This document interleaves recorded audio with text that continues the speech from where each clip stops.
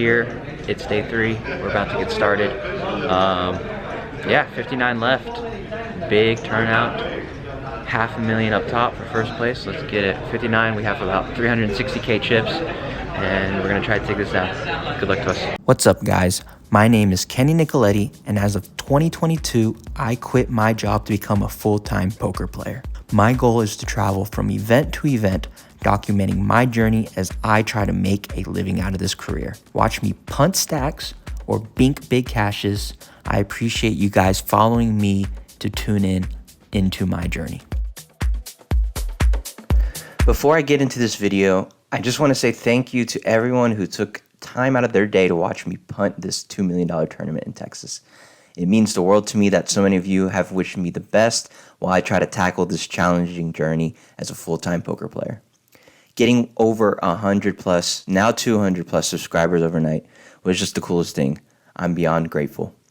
So with that being said, let's get into the poker. It's day 3 of the Prime Social Texas Poker Championship. I'm well rested and mentally prepared. It's time to take on some of the best players in the world. I'm a bit nervous, but I'm here to win, not to try and get every single pay jump I can. So I'm going to be putting the max pressure. We start back to the felt with 360,000 chips, and we're on level 15. I'm on the cutoff with ace-10 off. This is the very first hand. Hijack is first to act and opens to 15K. I can flat here sometimes with ace-10 off, but I prefer a 3-bet fold strategy. So that's what we do. I 3-bet to 45K, and if he shoves, I'm folding. It folds back to hijack, and he flat calls. The flop comes 7-8-5 rainbow. He checks to me, and I fire for 45K. A bit polarizing, however, I want to make it look like I have aces and want to charge any straight draws. If he calls, we will probably give up on most turns. If he raises, we hate life and fold. Hijack, however, clicks the fold button. This is a great start to the day. Shortly after that hand, our table breaks and we're moved to a more challenging table. We are now on the button with king deuce off. We have a little over 400K. It folds to us and we open to 14K.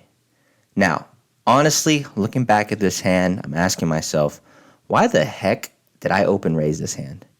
Shit. Anyways, small blind folds and big blind calls. Big blind is an aggressive player.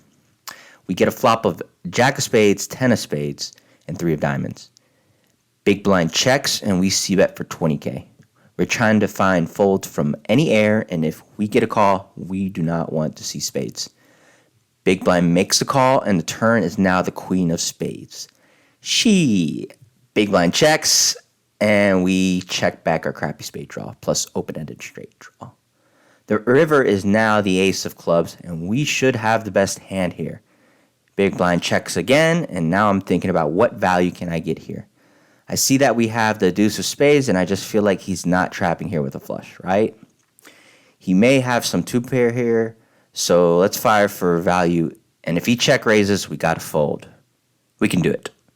We fire for 50K, and big blind now raises to 250K.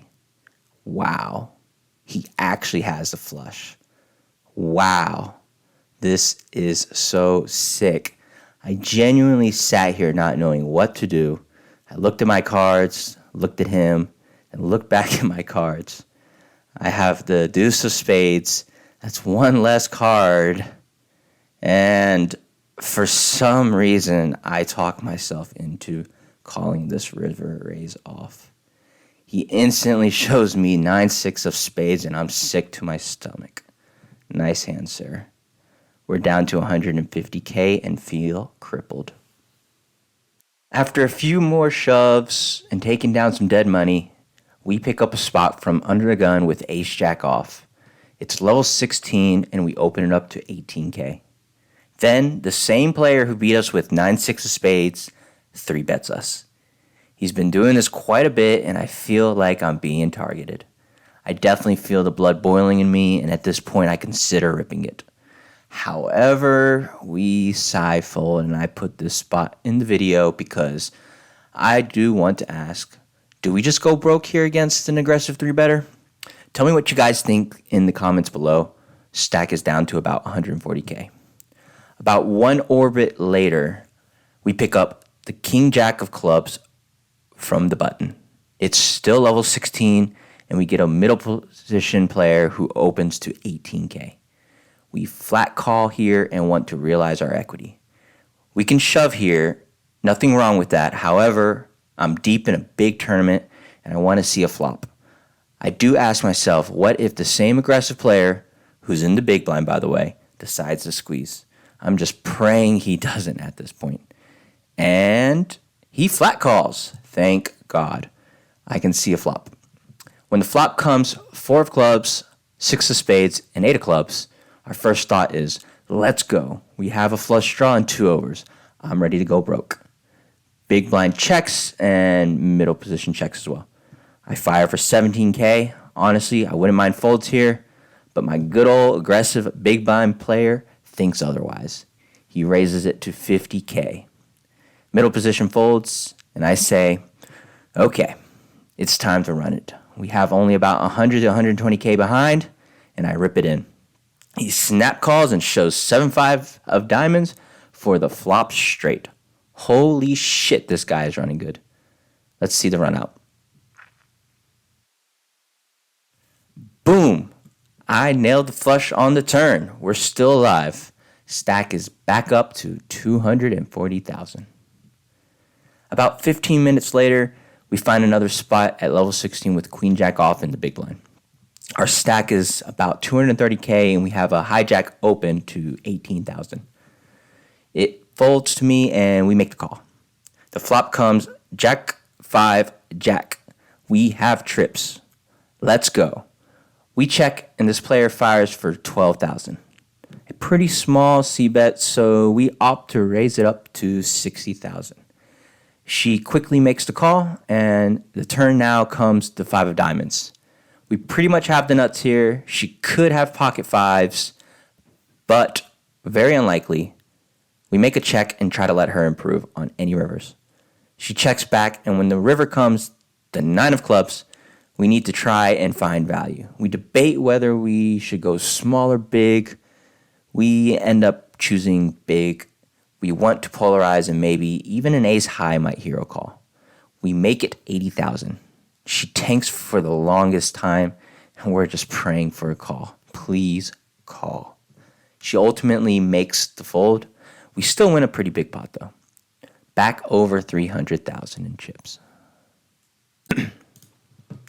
Probably only 10 to 15 minutes after that queen jack off spot, it's still the same level, and we now pick up ace jack of clubs from under the gun.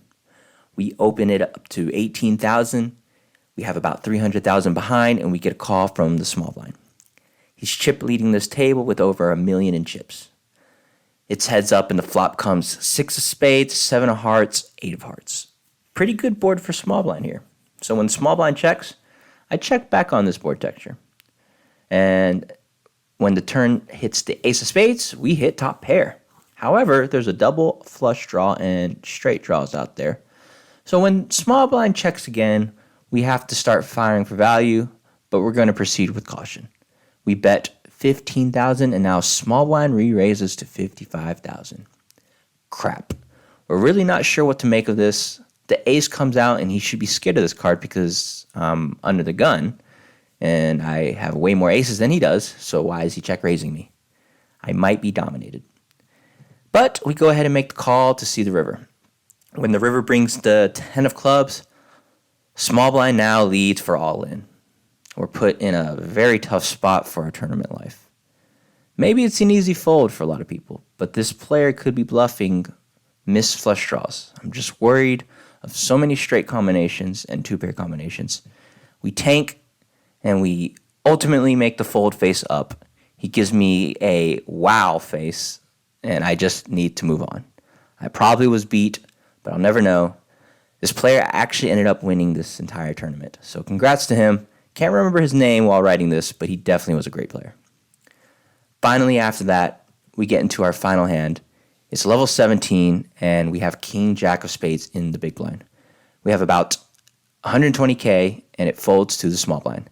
His name is Viet Vo, and he open rips, and I think my hand is good enough to go with. I'm not sure what he's capable of doing this with, but it's mostly ace highs and maybe some lower pocket pairs, so we choose to go with it. In hindsight, we probably were a bit tilted, and I just wanted to find a double up after that ace-jack of clubs spot. So if this is a punt, please tell me. I did, however, think Viet would be capable of shoving king 10 or king 9 here as well. But I could be wrong. We make the call and are shown the bad news of king queen offsuit. Here's the run out. Nice hand.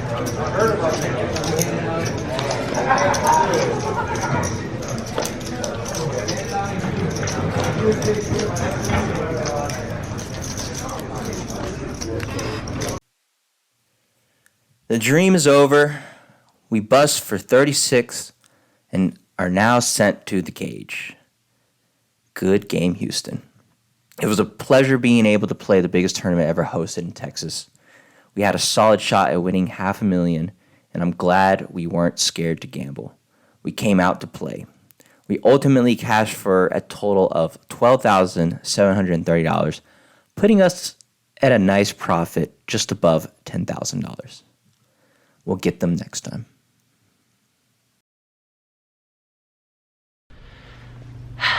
It's the end of our road here in Houston. I'm pretty bummed, honestly. I'm pretty bummed. I got 36th place for almost 13 grand, 12,700. Wow. I mean, I made a profit on the trip.